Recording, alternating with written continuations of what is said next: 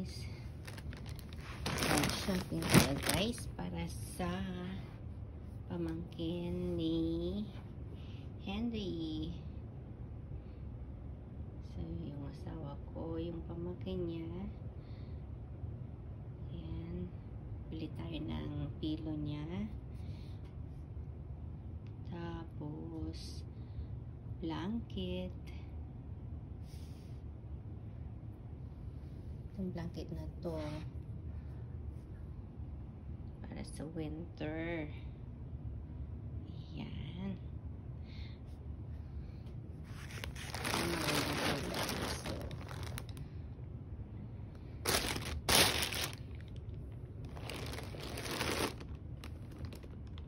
yung blanket namin ganyan, gray. So, ito.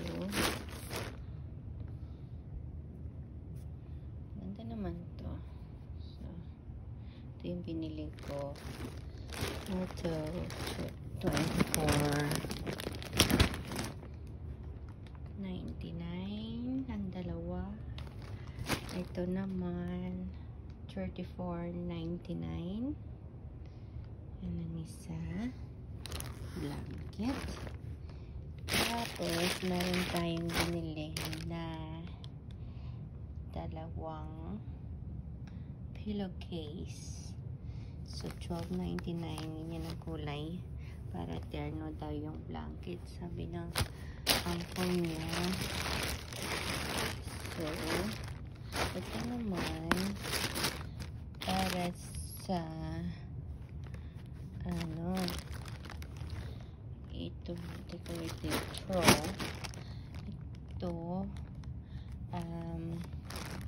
Ito na lang yung ilagay niya sa on top ng fitted sheet. Pag ganyang winter, malamig ang fitted sheet. So, it's better this one na gamitin niya para hindi malamig yung likod niya. Yan. So, kompleto na siya.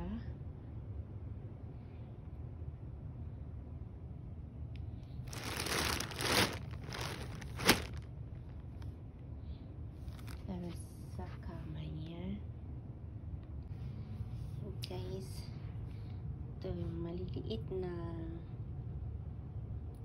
heater. Yan. Maliliit lang siya.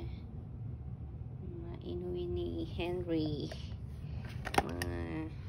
Tinatapon-tapon lang nila doon sa shop nila. Yan. Ginawa niya. Inayos niya guys. So, ibibigay natin sa kanyang pamangkin. Tag-isa sila nung kasama niya para sa winter. Okay. So, meron tayong comforter guys na ibibigay sa ating pamangkin. Kasi malamig sa basement sila. So, meron tayong white cover. Tapos, yung comforter niya sa loob. Yung white cover niya. Yung white cover. Okay, cover. Bibigay ko natin. Yan. Hindi ko nagamit to kasi sa apartment namin noon hindi malamig. Nasa 4th floor kami. So, ito. Bigyan natin. So, kompleto na siya for winter. Yan. Hindi na siya lalamigin habang natutulog. Guys, yan.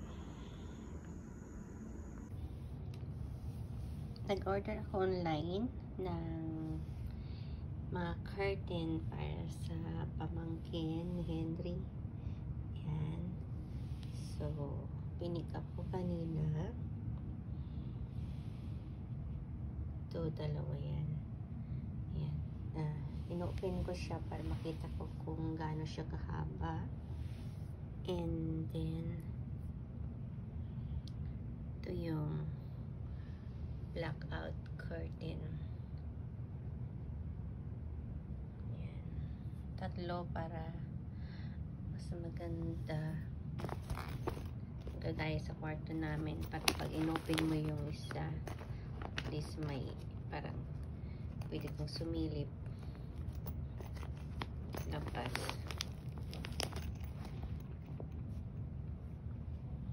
Ito hindi ko siya inopen. Ano? Ganda naman.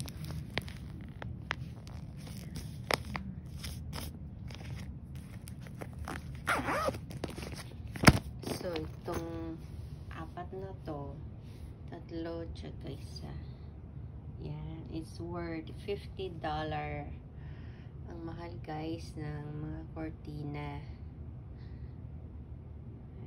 Mahal ng mga cortina dito.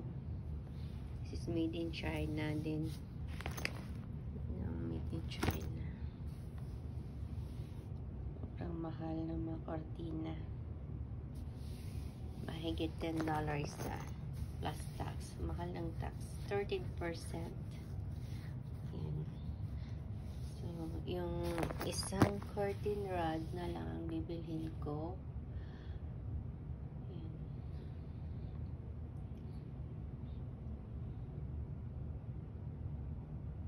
Guys, ang mga na-shopping natin. So, pupunta kami next weekend sa bahay ay sa apartment nila. Ayan, dadalhin namin mga to, mga hiniling niyan, mga unan, ganyan, mga blanket, comforter. Ayan.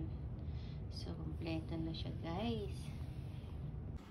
So, ayan, naipack ko na.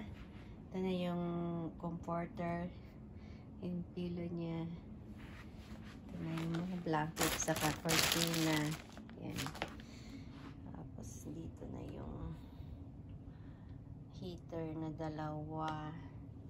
Ito, hindi na tapos yung higaan namin. Airbed. Tsaka may bibigay ako sa kanyang mga plate. So, yun guys. Nakapack na ako. Yan. Laki ng plastic natin. Thank you guys for watching. Bye!